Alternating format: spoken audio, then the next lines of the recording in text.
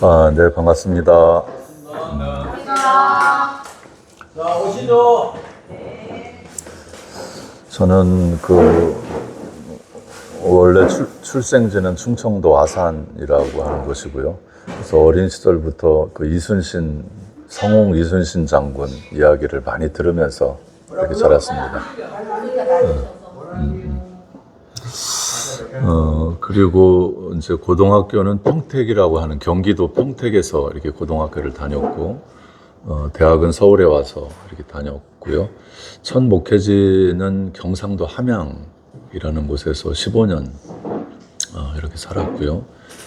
다시 한 20년 정도를 서울에 올라와서 환경운동을 전문으로 하는 운동을 진행을 했고요. 그리고 그 임기를 마치고 서울에서 조그만한 교회를 시작해서 지금 10년 차 교회를 가재울 녹색교회라는 아주 작은 교회입니다. 시작도 한 20명, 지금 10년이 지난 지금도 한 20명. 이제 멤버는 거의 다 바뀌었고요. 한때는 한 40명까지도 이렇게 모였었는데, 하여튼 여러 개인적 사정들로 인해서 제주도로 귀농도 하고 홍성으로 귀농도 하고 기타 등등 이렇게 흩어져서 지금은 한 20명 남짓 이렇게 작은 교회를 하고 있고요. 5년 전에 전라북도 장수라고 하는 곳으로 귀농을 했습니다. 이제 귀촌이 아니라 귀농을 했어요. 그래서 한 1,500평 정도 농사를 이렇게 지었고요. 그리고 이제 지난 3월 초에 이곳 홍천으로 이렇게 재귀농을 또 했습니다. 아마 그 개인적 사정이 좀 있는 이제 관계로 장수를 고집을 했었는데 더 이상 장수에 살 수가 없는 상황이 되어져서 홍천으로 오게 됐습니다. 또 홍천으로 오니까 여기 서울 수도권이 가까워가지고 참 많은 분들이 다녀가고 있어요. 하여튼 장수 그 먼 곳까지도 이제 여러분들이 다녀가셨는데, 여기는 지나다 들리는 사람들이 꽤 많아졌어요. 이름이 가나안 초대소라고 이름을 졌는데, 그래서 그런지 모르지만 하여튼 여러 사람들과 함께 만나고 대화하고 이야기 나누고 이제 서로 교감하고 밥해 먹고 이러면서 이제 지금 지내고 있는 상황이고요. 홍천에 와서는 어제 강의했던 박순웅 목사님 땅이 한 2,000평 정도 되는데, 제가 그 중에 500평을 임대해서 500평 농사를 짓고 있습니다. 500평 중에 300평은 이제 올해 옥수수를 심었고요. 근데 옥수수가 자라는 과정에 한 40일 정도가 가물었어요. 그러니까 이게 자라다가 이제 가물어서 옥수수 자체가 자라질 못하고 말라가고, 또 이제 연글다가 말고 실제 수확을 못한 옥수수 밭도 있어요.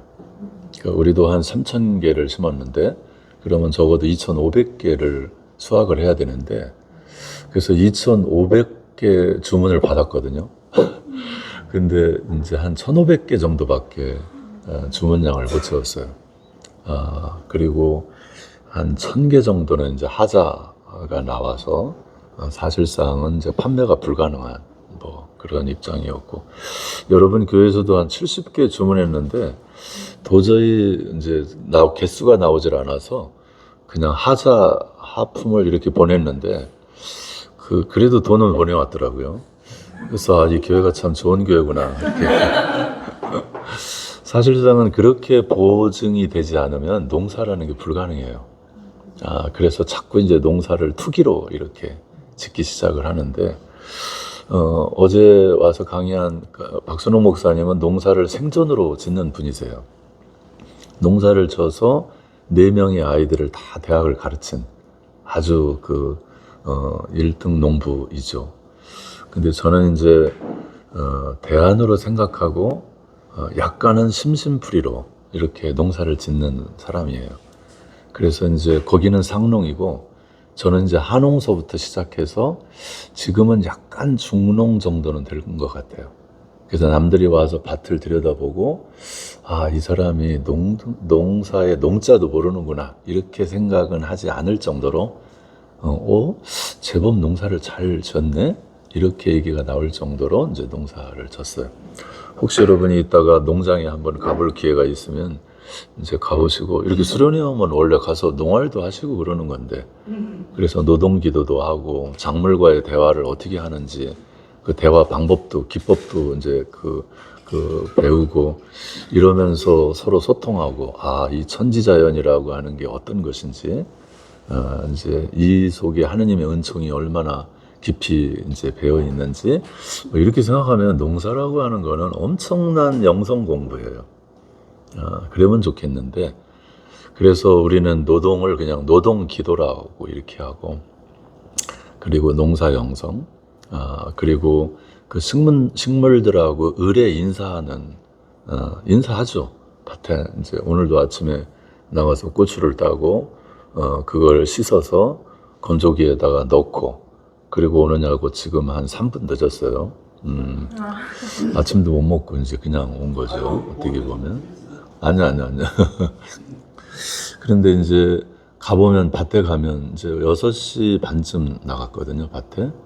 그러면 이제 작물들하고 일단 인사를 하죠. 간밤에 잘 잤냐? 요즘엔 어떻게 지내냐? 그러면 이제 기분 좋을 때는 애들이 막 이렇게 이제 춤을 추면서 이렇게 대답을 해요. 옛날에 그 프란치스코라고 하는 이제 생태 성인이 그 희화나무 밑에 가서 희화나무야 나한테 하느님에 대해서 얘기해 줄 수 있겠니? 그랬더니 갑자기 희화나무가 꽃을 피웠다 그러죠. 이렇게 앞 냇가를 흘러가는 이제 냇가를 향해서 야 냇가 그 하느님에 대해서 나한테 얘기해 줄 수 있어? 그랬더니 조용하던 냇가리 갑자기 절절절절 물소리를 내더라. 뭐 이제 이런 이야기. 그게 이제 프란치스코의 잔꽃송이 뭐 그런 이제 그 어록집에 이렇게 나오죠. 숲속을 이렇게 가다 보면은 나무들이 인사를 하고 새들이 이제 머리 위에 와서 이제 조잘조잘대고 그런저런 이제 상황을 보면 우리가 에덴 동산으로 한번 돌아가 보면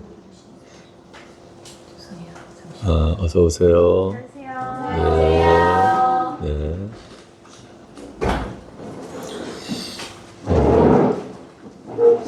그러니까 이제 프란시스코는 새들하고도 얘기하거든요. 근데 에덴 동산으로 가보면 아담과 하와가 새들하고 대화했을까요? 네. 대화했죠. 짐승들하고도 대화했죠. 내가 보기에는 식물들하고도 다 대화가 됐을 거예요. 이제 그렇다면 우리가 지금 퇴화돼서 그렇지 지금 그걸 발굴해낼 수 있다면 우리도 얼마든지 대화를 할 수 있는 거예요. 그걸 발굴해낸 사람이 이제 프란시스코죠. 그럼 프란시스코만 할 수 있냐? 그렇지 않아요. 저도 어느 영성 프로그램에 갔다가 그 영성 프로그램이 이제 한 너댓 명씩 이렇게 이제 그룹을 지어서 각자 이제 그 렉시오 데비나를 하고 또 한 사람씩 흩어져서 자기 처소에 가서 기도를 하는 거였어요. 그 나도 이제 산 어느 이제 중턱에 그 바위가 좋은 바위가 있어서 바위 위에 올라가서 혼자 가부좌를 들고 이제 기도를 하죠. 근데 진짜 새가 날아왔어요. 새가 날아와서 내 머리에 딱 앉더라고. 보통은 이제 앉았다가 금방 날아가잖아요. 근데 내가 얘기를 하기 시작했어요. 그랬더니 이놈이 한 10분은 놀다갔어요. 내 머리에서. 그래서 이게 이제 카메라로 찍었으면 좋았을 텐데, 이렇게 찍으려고 하는 순간에, 감사합니다. 찍으려고 하는 순간에 날아갔을 것 같아. 그래서 가만히 이제 묵상하면서 있었는데, 그것도 저한테 굉장히 신비로운 경험이었어요. 지리산을 한번 올라갔다가 내려오다가 혼자 이제 가끔 산에 갈 때가 있거든요. 이제 한신계곡이라고 하는 아주 가파른 계곡길을 이렇게 혼자서 내려오는데 굉장히 숨차게 내려왔나 봐요. 그래서 이제 계곡의 잔 계곡가에 앉아서 이제 세수를 하고 그 계곡 저 너머를 이렇게 보니까 나는 칡꽃이 그렇게 맑고 예쁜 줄 몰랐어요. 이 취나물꽃, 취꽃. 예. 취하다 할 때 취꽃. 그래서 이제 갑자기 이제 그 발동이 됐어요. 야, 너 정말 이쁘다? 아름답다? 이러면서 이제 막 얘기하다가 뭔가 내 속에서 이상한 작동이 일어나기 시작하더라고요. 야, 내가 오늘 너를 보려고 이 계곡을 내려왔구나. 근데 내가 너를 봐주지 않았으면 너는 조금 그 아름다운 그 모습을 누구한테 이렇게 보여줄 수 없어서 안타까웠겠다. 뭐 이러면서 이제 약간의 시비를 걸기도 하고 칭찬도 하고 막 그랬어요. 그랬더니 한참을 얘기하는데 이놈이 이제 말을 하기 시작하더라고. 그래, 나를 여기서 이제 봐준 거는 참 고맙긴 한데 네가 봐주지 않아도 이 전 우주가 나를 보고 있어. 그러니까 그런 거는 걱정하지 않아도 돼. 방금 다람쥐가 왔다 나를 보고 갔고 저기 구름도 지금 잠깐 멈췄다가 갔고 이 계곡에 흐르는 이 물도 유유히 나를 보고 가고 있어. 그러니까 요 옆에 소나무가 나를 보고 있고 여기 바위도 나를 보고 있고 그러고 생각해 보니까 그 깊은 심신 산골에 피어있는 칡꽃이 저 혼자 피었다가 지는 게 아니더라고요. 이렇게 많은 사람들이 이 칡꽃을 바라보고 있고 때로는 칡꽃이 피기를 기다리고 있고 그리고 칡꽃이 피었다고 감동하고 있고 그래서 이야, 감동하는 게 인간만이 아니구나. 어쩌면 인간이 감동하기 이전에 모든 천지 자연들은 저 스스로들을 격려하고 응원하고 감동하고 있구나 라는 깨달음이었어요. 어느 날 이제 새벽 기도를 마치고 이렇게 이제 들어가려고 그러는데 자꾸 누가 불러요. 그래서 뭐지? 그 뒤를 돌아보면 아무도 없어. 이제 이미 교인들은 기도하고 갔고 이제 나는 강단에서 이제 기도하다가 들으려고 그러는데 그래서 또 들으려고 그러는데 또 불러. 근데 아무리 둘러봐도 부를 만한 사람이 없어. 그래서 또 들으려고 그러는데 또 불러. 보니까 그 화분에 이 난 꽃이 정말 아름답게 피어 있었어요. 그래서 너냐? 그러니까 나야. 아니 내가 이렇게 아름답게 피어 있는데 너는 그냥 지나가면 어떡하냐? 그래서 그놈하고 한참을 이야기하다 갔어요. 야, 너는 어떻게 이렇게 아름다운 꽃을 피울 수 있냐? 그랬더니 이놈이 그래, 나도 내가 이렇게 멋있는 꽃을 피우리라고는 나도 상상을 못했어.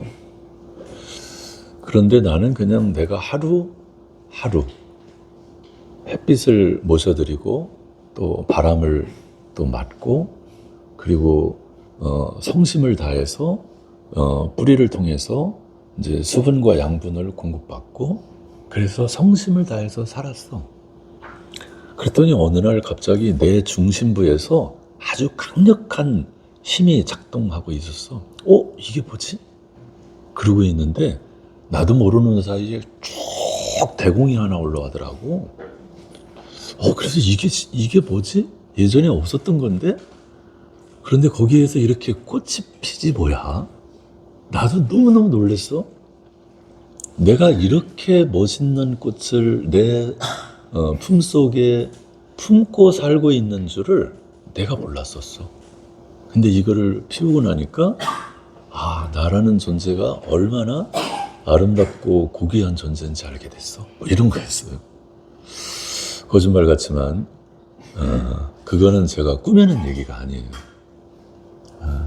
이건 뭐 시인의 상상력이라고 할 수도 있고 그러긴 한데 하여튼 그런 저런 걸 통해서 이제 풀들과도 대화를 해보고 흙하고도 대화를 해보고 가끔은 땅강아지랑도 대화를 해보고 요즘에는 이제 새들하고도 대화를 해보죠. 여러분, 새들이 그냥 막 이제 지 맘대로 이제 이렇게 우는 것 같아도 이게 순서가 다 있어요. 새벽 미명에 오는 새가 있고 동이 막 틀 때 오는 새가 있고 동이 바로 트고 나서 우는 새가 있고, 이제 동이 한참 해가 떠올라서 우는 새가 있고, 다 달라요. 그 시간대에 그놈이 와서 꼭 울고 가. 그래서 야, 이놈들은 하늘이 준 이 천직이라고 생각하고 당신들의 삶을 살고 있구나. 인간이 만물의 영장이라고 그러는데, 어떻게 보면 인간이 가장 가볍게 지 인생들을 살고 있구나 라는 생각을 했어요. 닭도 마찬가지예요. 닭이란 놈도 이놈은 이제 새벽 동이 트기 전에 울기 시작해요. 요즘에는 새벽 3시에서 3시 반이면 울어요. 이제 제가 이렇게 시골에 내려와서 주기가 달라진 게 그 잠자는 주기예요. 9시 정도면 자요. 9시에 자면은 보통 일찍 일어나면 2시 반, 조금 늦게 일어나면 4시 반, 보통 3시 반에는 일어나요. 근데 이제 서울에 가면 고통스러운 게 9시에 잘 수 없다는 거예요. 9시는 초저녁이야, 서울 가면. 그래서 그냥 그 졸음을 참지를 못해가지고 한 10시 반쯤 되면은 그냥 무조건 가서 쓰러지게 돼요. 우리는 텔레비전이 안방에 있고, 안방에 있다 보니까 이제 방 2개는 또 애들이 하나씩 쓰고, 집에 가면 제 집, 제 방이 없어요. 그래서 어쩔 수 없이 우리 집사람한테 이제 그 부탁을 해서 당신 방 여기 침대 옆에 이불 깔고 자면 안 되겠냐. 그래서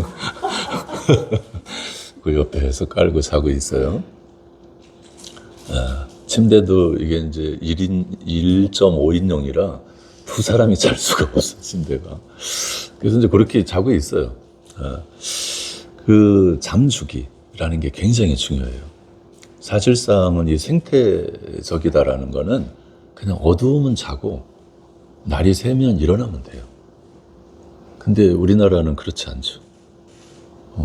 주로 밤에 활동들을 다 하고 또 주로 낮에 낮잠을 자.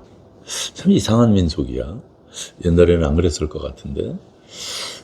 그런데 이제 여기 와서 이제 느끼는 게, 우리가 이제 닭을 이제 10마리 키우거든요.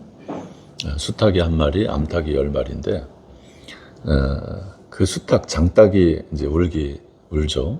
한 3시 반쯤에 울기 시작하면 얘는 5시 반에서 6시까지 울어요. 내가 보기에는 얘가 울어야 동이 터요.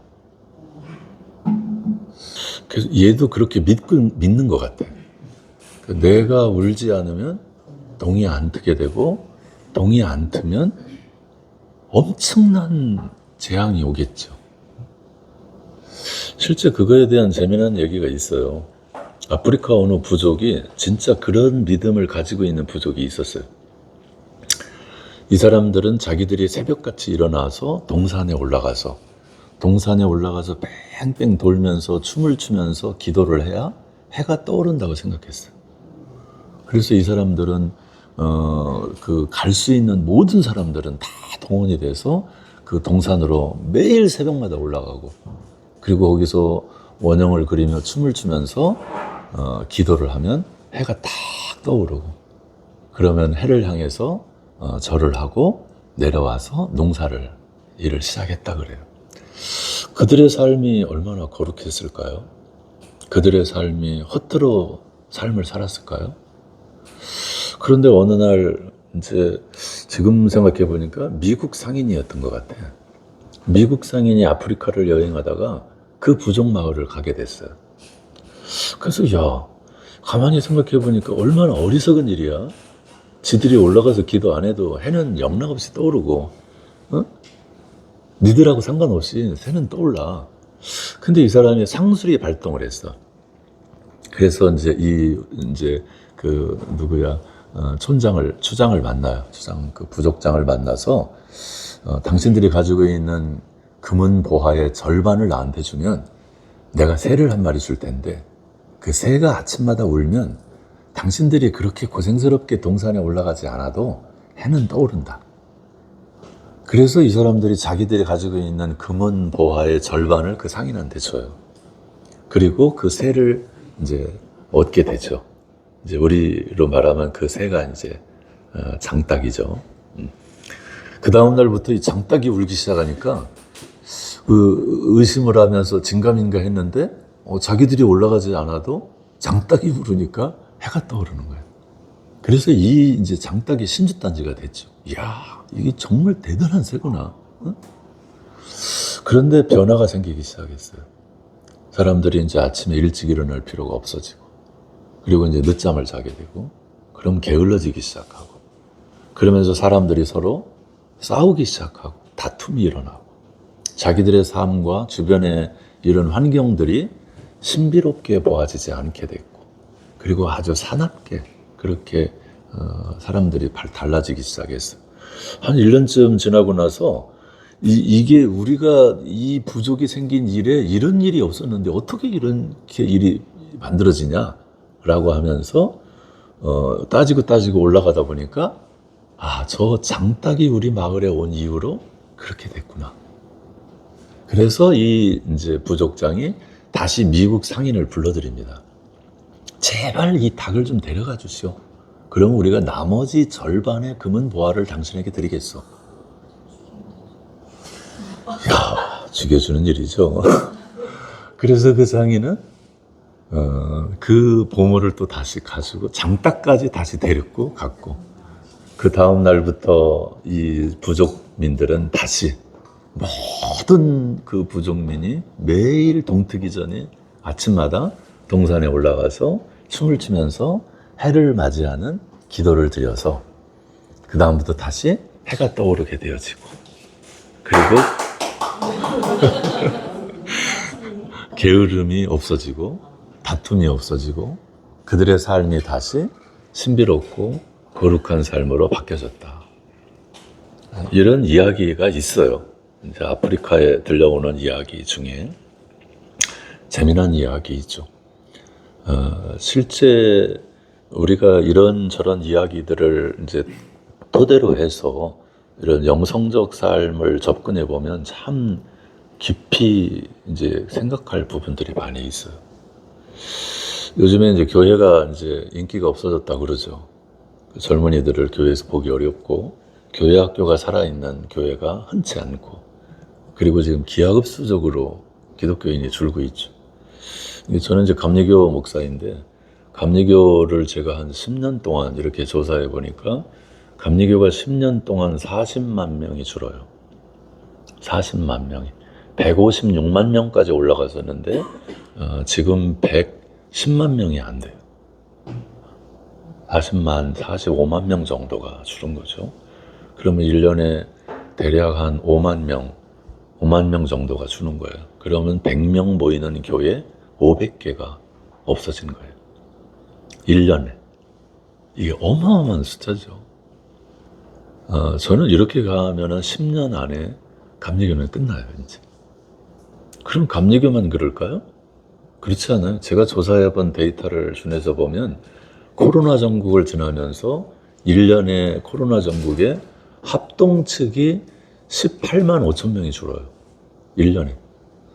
그리고 통합 쪽이 13만 명이 줄고, 그리고 기장도 한 8,500명이 줄고, 성결교도 한 8,500명인가 줄어요. 이렇게 이 코로나 한 3, 4년 지나면서 한 3, 400만 명이 줍니다. 한국교회가. 그러면 지금 도대체 이 한국교회가 왜 이렇게 인기가 없어지고 이렇게 줄게 되어지고, 그리고 옛날처럼 신앙의 활력을 갖지 못하게 됐을까라고 하는 것을 조금 이렇게 따져서 가다 보면 이제 결국은 뿌리의 문제죠. 나무가 시들어가면 결국은 이제 뿌리를 잘 살펴야 되겠죠. 이제 뿌리라고 하는 게 결국은 영성의 문제거든요. 그러면 우리 기독교의 이제 뿌리, 기독교의 영성을 어떻게 들여다볼 수 있을까? 이게 이제 지금 우리의 숙제이죠. 그래서 이 뿌리를 잘 살펴서 뿌리가 잘 활착을 할 수 있도록 이거를 돌보아내면, 보살펴내면 다시 나무가 생기를 얻고 열매를 얻을 수 있을 것이다 라고 저는 봅니다. 그래서 지금 한국교회가 그 근본적 가치인 영성에서 너무 멀리 와 있다. 말하자면 저거를 기독교라고 봐야 돼? 라고 의심을 가질 만큼 한국의 기독교라는 이름을 썼지만 기독교가 아닌 그런 교회가 너무너무 많다. 근데 조금 있는 게 아니에요. 제가 보기에는 한 7, 80%가 나는 기독교의 정체성을 버린 교회라고 생각해요. 아니, 기독교 정체성이 뭔지조차도 맛도 보지 못한 그런 사람일 수도 있겠다. 그래서 기독교라는 이름은 걸었지만 기독교인이 돼본 적이 없는. 그러니까 그들이 기독교 바깥으로 나간다고 해도 아무런 문제가 될 수 없는. 근데 이거는 굉장히 우리 정체성에 대한 심각한 문제다. 이제 그런 생각을 가지면서 한번 얘기를 좀 해보려고 그러는데 얘기가 굉장히 길어요. 이 이야기는 제가 감신대에서 한 학기를 가르친 거예요. 아이들한테, 신학생들한테. 그러니까 엄청 긴 얘기예요. 한 개, 1시간 가르치는 것들이에요. 그렇지만 어쨌거나 그걸 세밀하게 다 가르칠 수는 없으니까 대략 이런 게 있다라고 하는 정도만 여러분이 이해하면 좋겠고, 생태영성은 제가 지금 다 얘기했어요. 요 이제 이야기들을 토대로 여러분들이 어떻게 삶을 구성해 살아갈 수 있을까를 보면 돼요. 저는 이제 이웃 종교인들하고도 이렇게 이제 가깝게 잘 지내게 되어지는데, 어떻게 보면 이제 그 원불교하고 동학이라고 하는 게 이제 우리한테 굉장히 좋은 그 영성적 깨달음을 이제 시사해 주기도 해요. 요즘에 읽는 책 중에 하나가 이제 평민신학, 평민 그 철학자 해월 채시영이라는 이제 책인데 정말 좋은 책이에요. 여러분들이 한번 사서 이제 제가 정말 가깝게 지내고 있는 동학 관련 교수가 쓴 책이에요. 근데 이제 그 동학에 보면은 이제 동학의 일대 교주가 수은 최재우 선생인데, 수은 선생의 핵심적인 사상은 시천주예요. 시천주라고 하는 건 하느님을 내 안에 모시는 거예요. 그런데 조금 더 의미를 들어가 보면 하나님을 내가 모시는 게 아니라 이미 내 안에 모셔져 있는 하나님을 발견하는 거예요. 하나님이 내 바깥에 계신 분이 아니라 하나님은 내 바깥에도 계시지만 내 안에도, 네 안에도, 모든 존재 안에도 하나님이 계신다. 그래서 하나님이 모신다라고 하는 거는 모셔져 있는 것을 알아보는 거예요. 저는 예수님도 그랬다고 보거든요. 예수님이 처음부터 당신이 하나님의 아들이라는 걸 알았다고 생각하지 않아요, 저는. 예수님도 어느 과정을 거치면서 당신이 하나님의 아들이라는 것을 깨닫게 돼요. 그리고 하나님의 아들이라는 걸 깨달은 예수께서는 그 하나님이라는 분의 뜻을 온몸으로 받아들이고 그걸 온몸으로 살게 돼요. 그래서 내가 말하는 것은 내가 말하는 것이 아니라 내 속에 계신 하나님께서 말씀하시는 것이다 라고 얘기해요. 그리고 심지어는 하나님과 나는 하나다. 나를 본 자는 하나님을 보았다고까지 얘기해요. 아마 양재성이가 이렇게 얘기하면 저건 이단 사이비에 뭐 난리 났을 거예요. 근데 예수님도 그 당시에는 그럴 수 있는 거예요. 이분이 처음부터 무슨 빛나는 존재가 아니에요. 말구이에서부터 막 서치라이트를 바꿔서 온 분이 아니에요. 정말 이름 없는 그 무수히 많은 민중 가운데 그 가운데 한 사람일 뿐인 거였어요.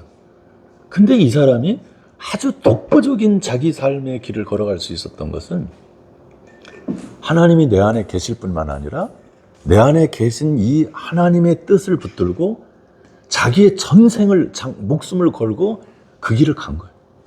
하나님의 뜻을 오롯이 실천한 거죠. 그래서 하나님의 뜻이 이분 예수 안에서 완벽하게 실현이 된 거예요. 이게 예수의 사건이거든요. 예수의 위대한 점이고. 그런데 예수께서 위대한 점은 거기서 한 발짝 더 나가시죠. 그래서 베드로, 안드레, 야고보, 이 요한 이게 다 불러가지고 막달라 마리아, 내가 깨달아 보니까 내 안에 하나님이 계셔. 그런데 나만 하나님이 계신 것이 아니라 너 안에도 하나님이 계셔. 그리고 궁극적으로 생각해 보니까 내가 하나님의 아들이야. 그런데 나만 하나님의 아들이 아니더라. 베드로, 너도 하나님의 아들이야. 막달라, 너도 하나님의 딸이야. 이렇게 이야기하면서 시작된 게 저는 기독교라고 생각해요. 그러니까 불교만 깨달음의 종교가 아니라 기독교도 깨달음의 종교인 거예요. 내가 하나님의 아들이라는, 내가 하나님의 딸이라는, 그리고 하나님이 내 안에 계시다라고 하는, 이게 이제 영성이에요. 이 정도 되면은 예수 믿고 싶잖아요. 이 정도 되면, 아, 그래, 내가 이 세상에서 산다라고 하는 것이, 야, 이렇게 놀랍고 대단한 것이구나.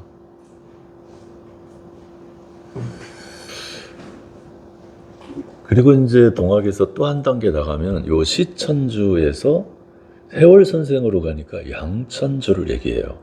이거는 이제 기독교에서는 참 없는 거거든요. 양천주. 하늘을 길러내는 거예요. 해월 선생은 그걸 이천, 사천 혹은 이천식천이라는 말을 써요. 하늘로서 하늘이 하늘을 먹는다. 뭐 이런 뜻이기도 해요. 근데 이제 해월 선생은 사람이 우리 속에 모셔져 있는 하늘님, 이 하느님을 길러낸다고 생각했어요. 야, 그것도 대단하지 않아요? 하나님을 길러낸다? 그런 차원에서 우리가 정말 예수는 자기의 전생을 걸고 하나님을 길러내신 분이죠. 하나님을 자기 삶으로 길러내고 보여낸 분이다 라고 생각해요, 저는.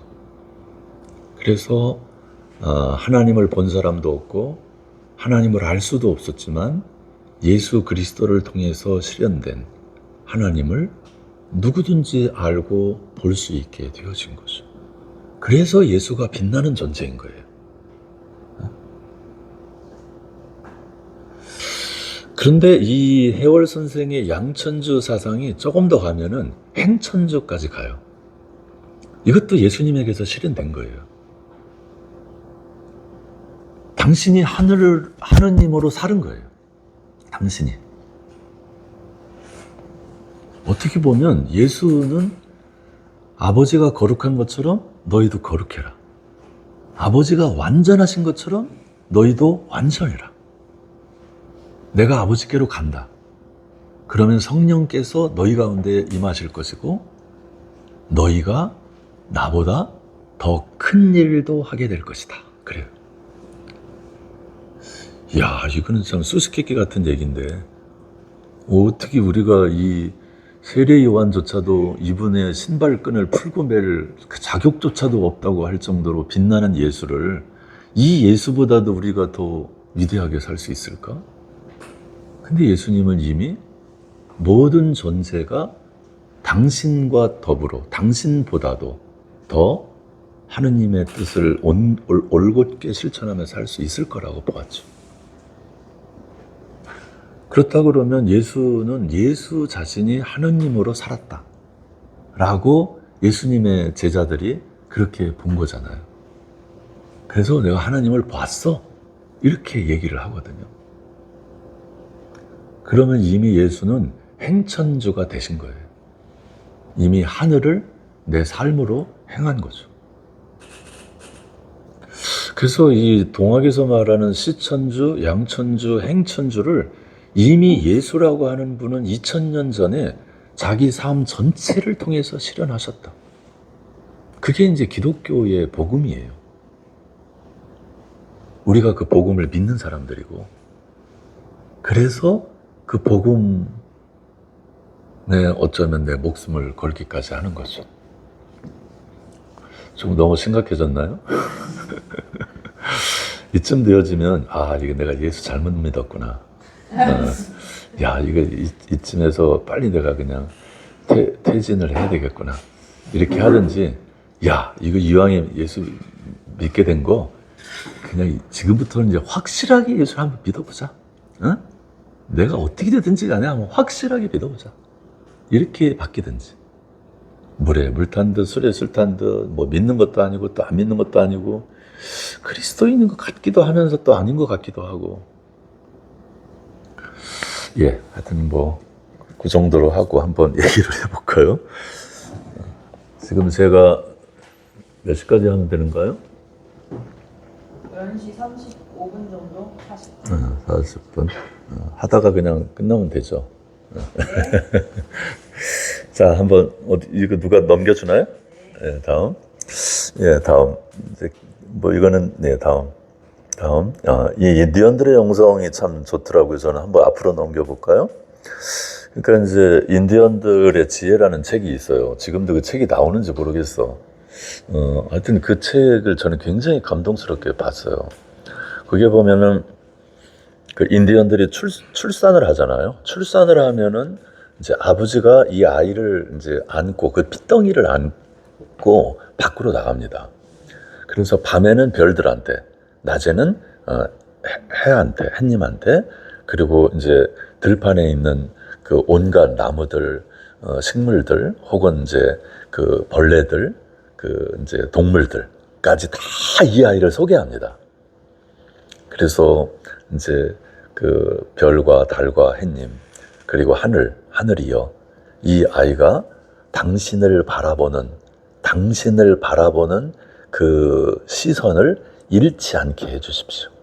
그러니까 늘 당신을 응시하고 바라보게 해주십시오. 그리고 땅을 향해서는 당신을 밟을 때마다 이 아이가 넘어지지 않도록, 그리고 당신의 마음인 겸허한 마음을 이 아이가 배울 수 있도록 도와주십시오. 숲속의 동물들, 이 아이를 잘 살펴주시고 이 아이가 외롭지 않도록 좋은 친구가 되어주십시오. 그래서 천지 만물에게 이 아이를 다 소개합니다. 야, 이게 얼마나 멋있어요? 이제 저도 이제 그 감동을 받아가지고 우리 큰아이가 태어났을 때 이제 그렇게 이제 해봤는데 좋죠. 그래서 이런 지혜를 우리가 얻으면 좋겠다. 사실상 우리가 이 땅에 생명으로 태어나는 건 정말 이거는 신비거든요. 요 시점에 요 아이가 이러한 모습으로 올 수 있다? 이거는 이게 아무리 합리적으로 생각할 수 없는 신비예요. 그래서 이 아이가 와서 온 것도 그렇고 와서 자라는 과정도 그렇고 부모들이 이 아이에 엄청난 이제 영향력을 주고 사랑을 공급해주고 이제 보살펴준다고 생각을 하는데 농사꾼이 오늘도 이제 고추를 이렇게 따면서 보면 농사꾼이 고추를 길러내는 일에 얼마나 공이 많이 들어갔을까요? 사실상은 햇님이 키워주고 구름이 키워주고 비가 키워주고 또 땅속에 무수히 많은 미생물들이 길러주고 사실 천지자연이 이 고추 하나를 길러내고 있는 거거든. 농부가 한 일은 100만 분의 1, 1000만 분의 1 될까요? 아이를 태어나게 하는 것도 마찬가지죠. 어미 아비가 있지만 어미 아비가 이 아이를 만들었어요? 그건 천만의 말씀이죠. 그런 쪽으로 보면 한 생명이 이 땅에 오고 한 생명이 자라나는 거는 전 우주가 작동해야 만들어지는 거거든. 그런 차원으로 보면 어느 한 생명체도 우리가 허투루 함부로 대할 수 없어지는 거죠. 그리고 이제 이 청년기가 되어지면 15세에 이제 성인식을 한다고 그러는데 성인식도 재밌어요. 이 성인이 되는 그 나이에 있는 아이들을 쭉 세워놓고 숲속에 들어가서 자기 나무를 정해오라 그런대요. 자기 나무를 정해놓고 그 나무와 함께 한나절을 지내게 해요. 한나절을. 그리고 이제 다시 내려와서 눈을 가리고 그 숲속에 자기 나무를 찾아가게 하는 거예요. 어떨까요? 못 찾으면 성인식에 참을 수가 없어. 그런데 놀라웠게도 못 찾는 사람이 없대요. 다 찾는데. 얘들은 자기 나무에 이렇게 안아보고 냄새도 맡아보고 심지어는 귀를 쫑긋 세워서 이 수액이 지나가는 소리까지도 듣는데. 그게 얼마나 섬세한 거예요, 사람들이. 그러니까 이 친구들은 자기 주변에 어떤 나무들이 자라고 있는지, 어떤 약초가 자라고 있는지, 상처가 났을 때는 어떤 풀을 뜯어다가 익혀서 거기에 바르면 낫는지, 복통이 일어날 때는 어떤 뿌리를 잘라서 조금 다려서 먹으면 낫는지, 이게 다 알게 되는 거죠. 그러니까 자연과 함께 자기들의 삶을 구성해 가고 있는 거죠. 어떤 이제 그 순례자가 그 인디언 마을에 들어갔는데 말을 타고 벌판을 달렸다 그러죠. 한참을 달리다가 이 인디언이 한 정점에 서서 자기가 이제 달려온 뒤를 돌아본다는 거예요.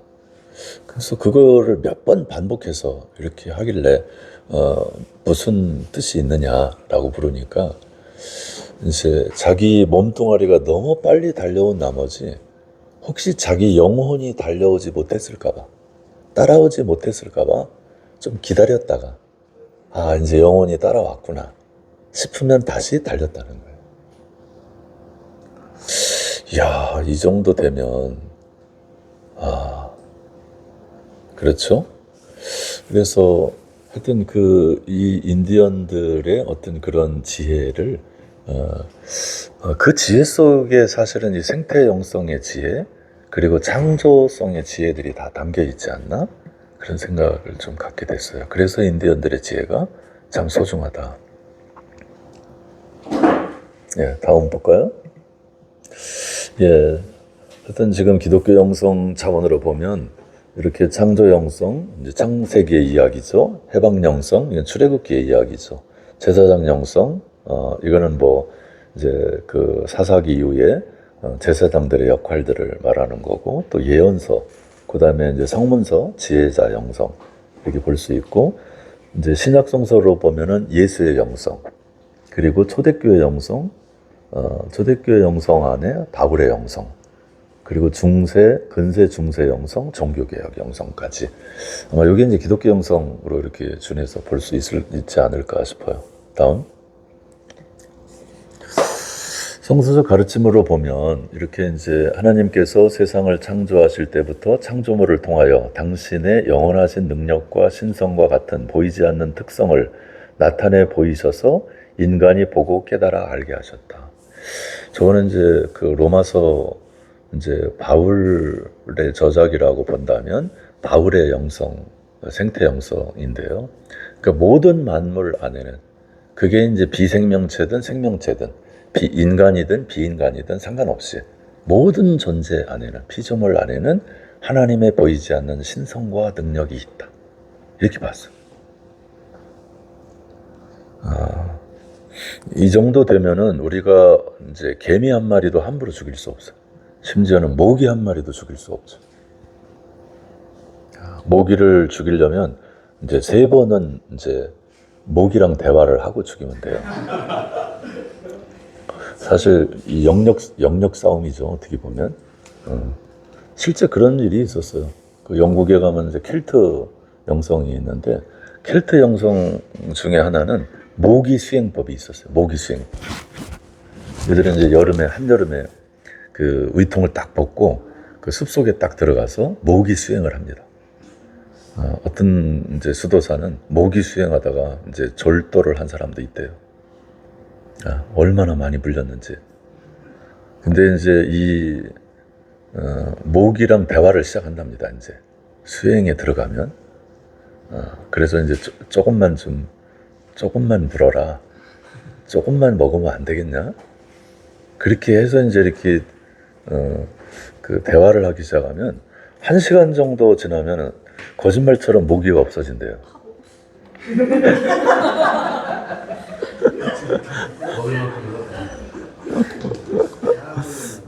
네, 네. 다음. 정답이야, 정답. 다, 그래서 이제 이 창조물 안에, 피조물 안에는 다 하나님의 보이지 않는 신성과 능력이 있다. 그리고 하나님은 모든 존재 안에 하나님을 찾아가도록 DNA를 만들었어요. 그래서 모든 만물은 하나님을 추구하게 돼 있어요. 이게 이제 창조력, 창조성이라고 부를 수 있어요. 그럼 인간도 마찬가지예요. 인간이 뭐 지가 잘나가지고 하나님을 막 믿고 이러는 게 아니에요. 인간 안에도 이미 태어나면서부터 하나님을 추구하는 신심을 하나님이 이미 심어 놓으셨다, 이 속에.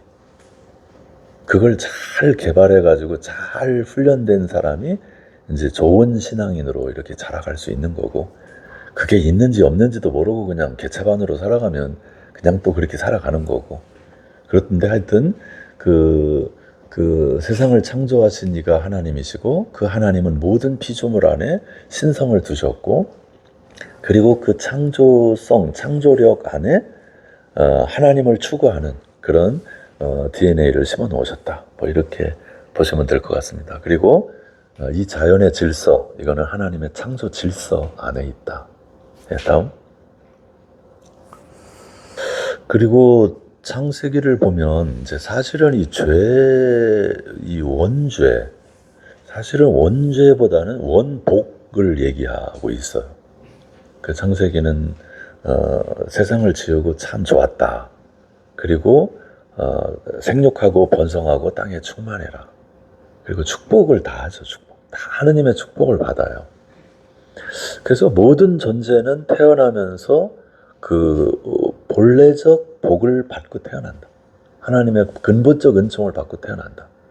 그게 이제 원복 사상이에요. 사실은 이 원복 사상이 원죄 사상하고는 비교할 수 없을 만큼 위대한 사상이었어요. 이제 원죄 사상은 아주 후대에 이렇게 사실상은 굉장히 조장된 의미로 만들어지기도 해요. 뭐 들려오는 얘기로는 이 어거스틴이 원죄 사상을 이렇게 이제 정리한 이제 그거를 이거 아니야. 그리고서 이제 딱 구겨가지고 휴지통에 집어넣은 거를 그의 제자가 다시 꺼내서 그걸 뭐 활용했다. 뭐 이제 이런 얘기 저런 얘기들도 있긴 있는데, 그걸 뭐 나중에 우리 신학자 이승건 교수님이 계시니까 한번 여쭤보시면 될 것 같고, 하여간 이 원복 사상을 우리 기독교가 다 잃어버렸어. 그런데 이 원복 사상은 원죄 사상보다 훨씬 위대한 유산이에요. 제가 보기에. 우린 다 그런 하나님의 그 축복된 존재로 이 땅에 태어났다라고 하는 가치예요. 예, 다음. 그리고 이렇게 이제 하나님과 교제를 나누고 하나님의 뜻을 우리 몸에 이루어 나갈 때 결국 우리 속에 있는 창조의 영성, 그 하나님을 향해 나아가는 이 영성들이 끊임없이 힘을 얻는다. 이렇게 보아질 수 있겠습니다. 다음. 그 다음에 이제 이 해방의 영성인데요. 출애굽의 역사죠. 아마 세상 역사에서 제국과 싸운 노예들이 승리하는 이 역사적 기록은 없을 겁니다.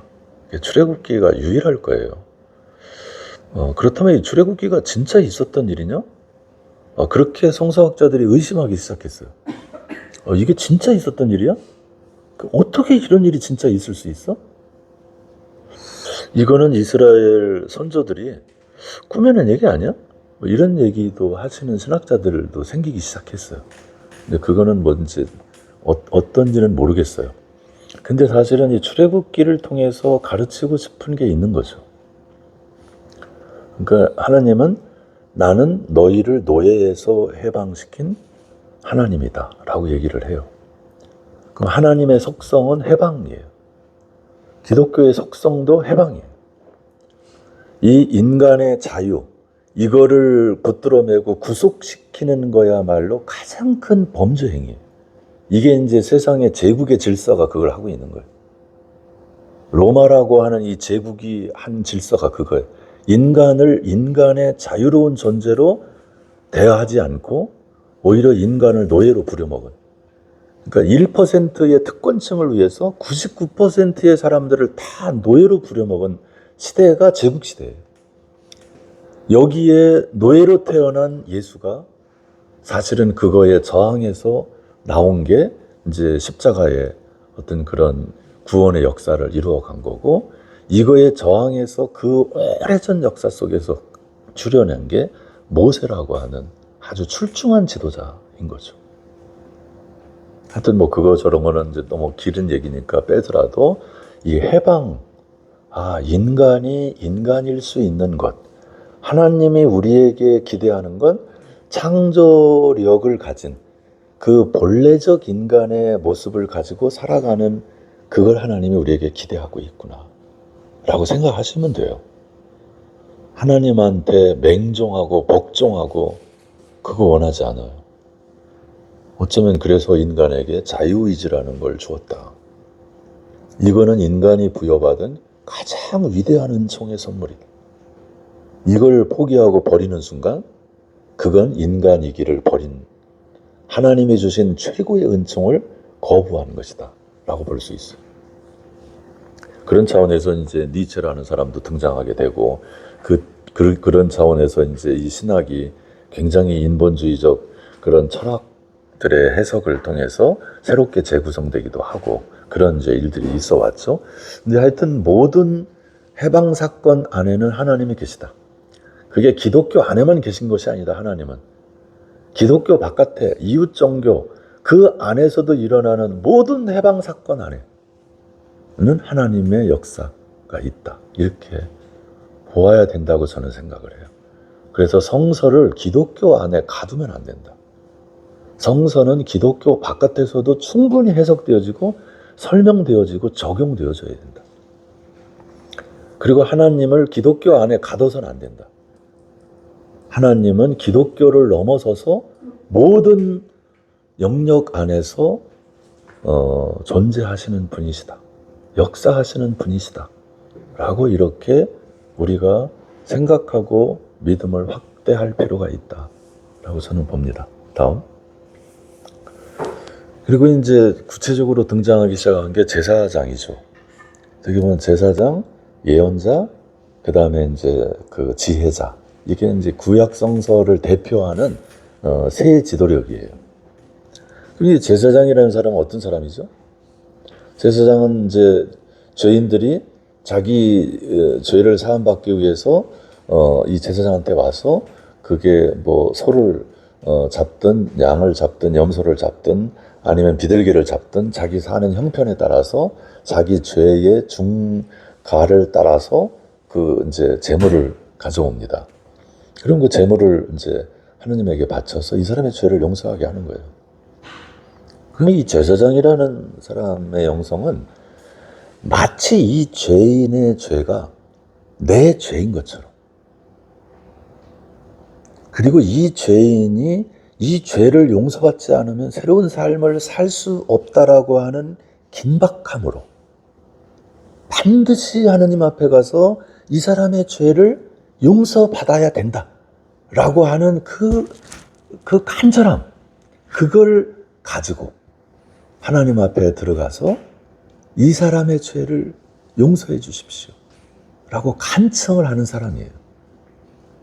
그럼 하나님이 만약에 자기 정성이 부족해서 이 사람의 죄를 용서하지 않으면 그것 또한 자기 책임이라고 생각하는, 그리고 하나님이 이 사람의 죄를 용서해 주시면 마치 자기 죄가 용서받은 양 너무 기뻐가지고 춤을 추면서 달려나와가지고 하나님이 내 죄를 용서하셨다. 그래서 그 재물을 가지고 그 축제를 벌리고 다시는 우리가 죄 짓지 말고 이젠 이렇게 살자 뭐 이러면서 이제 그 밥상 공동체를 차려가지고 하는 게 제사장이에요. 그러니까 이게 제사장이 맨날 그냥 위로 축복만 남발하는 존재가 아니에요. 제사장은 이 시대에 가장 고통받는 사람의 고통을 자기 고통으로 알 수 있는, 고통으로 여길 수 있는 사람만이 행할 수 있는 영성이에요. 이 제사장 영성이라는 게. 그래서 우리나라 무슨 초대형 교회들이 하고 있는 이 이상한 그 영성은 이거는 이 제사장 영성이 아니에요. 이건 제사장 목회도 아니고. 그래서 하여튼 이 제사장 영성 저는 정말 이 놀라운 영성이다. 그 다음에 예언자. 예언자는 오히려 좀 반대죠. 하나님의 말씀을 내가 받아서 이제 사람들 앞에 가서 대언하는 거예요. 그러니까 여기서 예자는 맡을 예자예요. 예탁할 때 예자예요. 예언, 말씀을 예탁받은 거예요. 미리 예자가 아니에요. 그래서 그 말씀을 위탁받아서 그 말씀을 전하는 거예요. 그럼 이제 예언자는 그 목회자들도 예언자라고 그러죠. 그러면 예언자는 지소리를 하는 사람이 아니에요. 지소리를 해가지고는 예언자가 될 수가 없어요.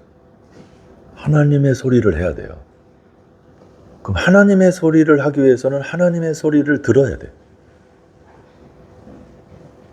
우리가 이제 예수 믿으면 한 달쯤 되어지면 하나님의 소리를 다 들어야 돼요. 각자. 하나님의 소리 다 듣고 계시죠? 하나님과 대화도 잘 합니까? 아니 평생 하나님을 믿었는데 하나님하고 대화 한마디도 못해. 하나님의 소리를 한마디도 못 들어. 이런 바보 멍청이들이 어디 있어? 그러니까 이 예언자는 그래서 이 세상에 가끔은 세상의 소리에 문을 닫고 오직 하나님에게만 귀를 열어서 하나님의 소리를 들어야 돼. 그럼 이 하나님의 소리가 있는 곳이 어디냐? 이거죠. 때로는 깊은 골방일 수도 있고 때로는 예배당일 수도 있고 그런데 지극히 작은 자들과 함께 있겠다라고 하신 말씀을 토대로 해보면 이 땅에 고난받는 사람들 가운데 계실 확률이 가장 높은 거예요. 그리고 우리가 고난받는 현장에 가야 되는 거는 단순히 그 사람들의 고난을 함께 하기 위한 것만이 아니에요. 거기에 하나님이 계시고 거기에 가야 하나님의 소리를 들을 수 있기 때문에 그런 거예요. 그래서 예언자는 경청이라고 하는 게 가장 중요해요. 풀꽃 하나도 어린아이 한 사람도 심지어는 강아지 한 마리 속에서도 경청이 이루어질 수 있다면 거기에 하나님의 소리를 들을 수 있는 거죠. 나는 지금 한국교회가 하나님의 소리를 듣는 예언자가 없으니까 다 사이비 예언자들이 난무하는 거죠. 성서도 그랬어요. 정통 예언자가 있는 반면에 사이비 예언자가 훨씬 많았어요. 정권에 빌붙어가지고 정권이 좋은 얘기만 해주는 그런 예언자들이 부지기수였어요. 근데 실제 참 예언자들은 고난을 받고 감옥에도 갇히고 몰매도 받고 심지어는 죽임도 당하죠. 그래서 예전이나 지금이나 저는 비슷하다고 생각해요. 그런 차원에서 이 예언자의 영성도 참 대단한 영성이에요. 이제 1분 남았네요. 다음에 한번 기회가 있으면 또 할 거예요. 이제 제가 물어보니까 그냥 목사님 오셔서 하고 싶은 얘기 하세요. 그렇게 이제 저한테 얘기를 부탁을 해서 그렇게 얘기를 하고 있어요. 다음 요거까지만 합시다. 지혜자. 저는 이제 이 교회가 가지고 있는 가장 소중한 역할 중에 하나가 지혜라고 생각해요. 우리가 이제 삶을 잘 살려면 지혜가 필요해요. 그럼 우리가 이 지혜를 어디서 얻을 수 있을까? 저는 그게 뭐 성서의 가르침이기도 하고, 때로는 이 천지자연이 우리의 선생님이세요. 그래서 교육 개혁자죠. 그 루소도 자연으로 돌아가라. 뭐 이렇게 얘기한 거는 자연만큼 위대한 스승이 없다라는 뜻이죠. 실제. 제가 보기에는 자연만큼 위대한 스승은 없어요. 사람이 이야기하고 가르칠 수 있는 거는 아주 극히 일부에 불과해요. 그러나 자연은 24시간 우리를 가르쳐. 매일 가르쳐. 내가 열어놓기만 하면 매일 배워. 이 자연이라고 하는 걸 통해서. 그러니까 이 지혜를 어디서 배울 거냐. 저는 요즘에는 자연을 통해서 지혜를 배우는데 실제적으로 이 배운 지혜들을 우리가 어떻게 공유하고 나누어서 우리 삶을 조금 더 지혜롭게 살 수 있을까. 이런 고민이 저는 필요하다고 생각이 되어집니다. 다음. 그럼 이제 예수 그리스도는 제사장의 영성과 예언자적 영성과 지혜자적 영성이 다 예수 그리스도 안에서 결합이 되죠.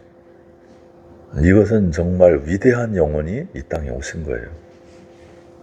전에도 없었고 후에도 없었고, 아니 전에도 있었는데 발굴되지 않았고, 후에도 시대마다 있었지만 그렇게 크게 꽃피어내지 못한, 그렇지만 예수라고 하는 존재 안에서 하나님이 완벽하게 자기를 실현해내셨다.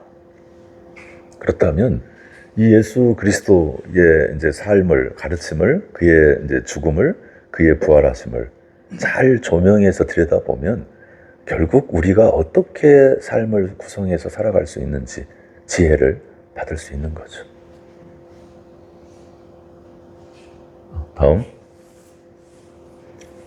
예수께서 그러죠. 꽃을 봐라. 꽃을 봐라. 저 들에 피어난 백합꽃 한 송이가 모든 부귀영화를 차려입은 솔로몬보다도 더 잘 차려입었다 그랬어요. 놀랍지 않으세요? 들꽃 한 송이가. 왜요? 이거는 금낭화라는 꽃이에요. 금낭화. 봄에 4월 달에 피는 꽃이죠. 굉장히 예쁜 꽃이죠. 이거는 이제 지리산이에요. 그러니까 이 꽃 한 송이가 모든 부귀영화를 차려입은 솔로몬보다도 더 잘 차려입었다. 이게 예수님의 시각이에요. 그럼 예수님은 소유로 세상을 보지 않아요. 예수님은 존재로 세상을 보는 거예요. 꽃 한 송이 피려면 어떻게 피겠어요, 얘가? 햇빛이 있어야 피죠. 구름이 있어야죠. 흙이 있어야죠. 이 기후 조건이 맞아야죠. 그러니까 사실상은 우주가 역사해야 꽃 한 송이 필 수 있는 거예요. 예수님은 이미 그걸 알고 계신 거죠. 솔로몬이 가진 부귀영화, 그거로 이 소유로 존재를 비교할 수가 없는 거예요. 그래서 우리는 끊임없이 존재지향적 삶을 구성해야 우리의 믿음이 더 깊어지고 넓어지고 온전해질 수 있다고 봐요. 그래서 이제 사람이 성장하면서 끊임없이 이제 소유지향적 삶으로 가죠. 집도 장만해야 되고, 땅도 장만해야 되고, 자동차도 또 굴려야 되고, 더 풍요로운 문화생활도 해야 되고. 그렇지만 그걸 다 하지 말라는 얘기가 아니라 그 소유지향적 삶을 살다 보면 결국 존재를 잃어버리게 되죠. 가장 큰 불행이에요.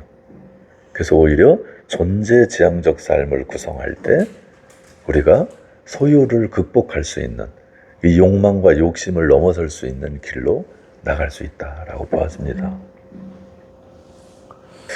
예. 다음. 새도 마찬가지죠. 다음.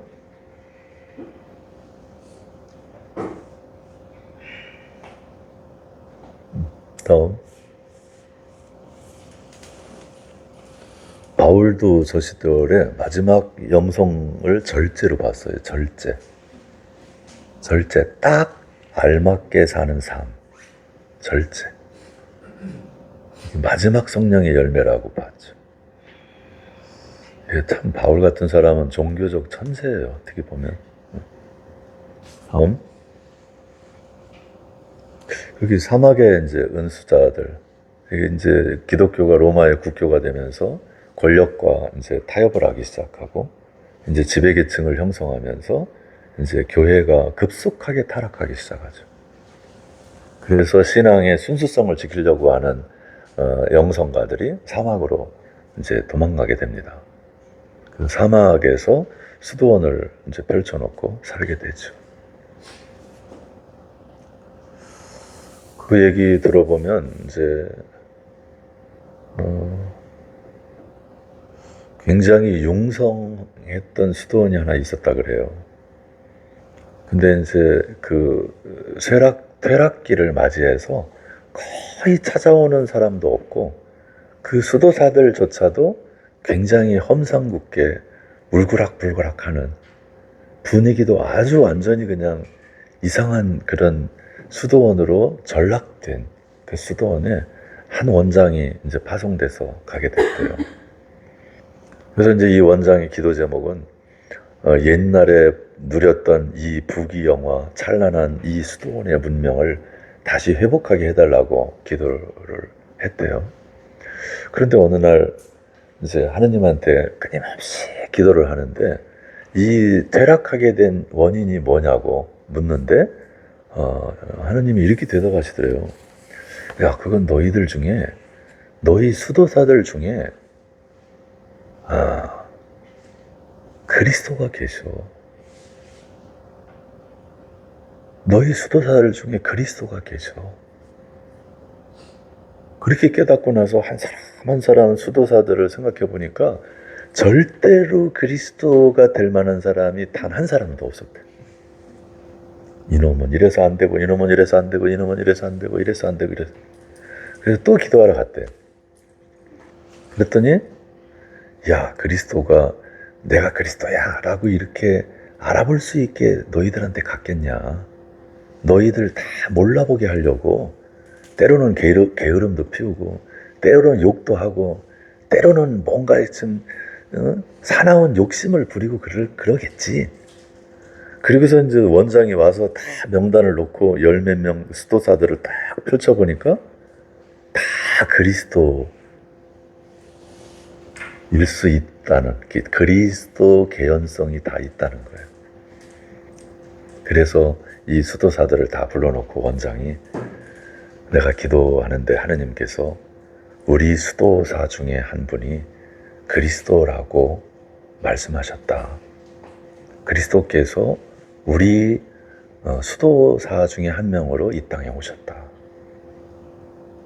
근데 그분이 누군지 우리는 알아볼 수가 없다. 그러니까 이제 그 다음부터 어떻게 하겠어요? 이놈이 그리스도일지도 몰라. 저놈이 그리스도일지도 몰라. 그러니까 성심을 다해서 서로를 존중하고 서로를 돌보고 서로를 아껴주었다는 거예요. 그랬더니 그 수도원 분위기가 달라지고 영성이 회복되어지고 그래서 예전처럼 많은 분들이 찾아오게 되어지고 그래서 다시 수도원의 문명을 일궈낼 수 있었다. 나는 이런 게 영성이라고 생각해요. 어떻게 보면 아무것도 아니지만 어떻게 보면 전부인 거죠. 사실은. 근데 지금 오늘 얘기는 하고 싶은 얘기 한 10분의 1 정도 이렇게 얘기했어요. 그러니까 더 얘기 듣고 싶은 사람은 언제든지 여기 가나안 초대소라고 우리 집이 있으니까 그 집으로 찾아오시면 언제든지 얘기를 더 풀 수 있습니다. 제 얘기는 이 정도로 마치겠습니다.